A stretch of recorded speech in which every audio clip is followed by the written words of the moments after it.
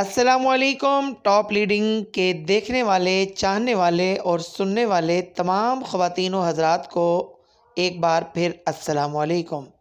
नाज़रीन गिरामी, आज मैं आपके लिए लेकर आया हूँ पूरे पाकिस्तान के माया नाज साफ़ी हज़रात के मोबाइल नंबर। ये नंबर्स देने का मकसद ये है कि आपके गिरदोनवा में अगर किसी पर जुल्म हो रहा हो तो आप वो वीडियो इनमें से किसी भी सहाफ़ी को या फिर सारे सहाफ़ियों को सेंड कर सकते हैं। अगर आप सहाफ़ी हैं और आप अपना नाम भी, आप अपना नंबर भी इस लिस्ट में शामिल करवाना चाहते हैं तो आप हमें कमेंट कीजिए अपना नंबर अपने नाम के साथ, हम उसको कंफर्म करेंगे और उसके बाद आपका नंबर भी इस लिस्ट में हम शामिल करेंगे। बहुत शुक्रिया। कैसी लगी आपको मेरी आज की ये एफ़र्ट, ज़रूर मुझे कमेंट बॉक्स में बताइएगा।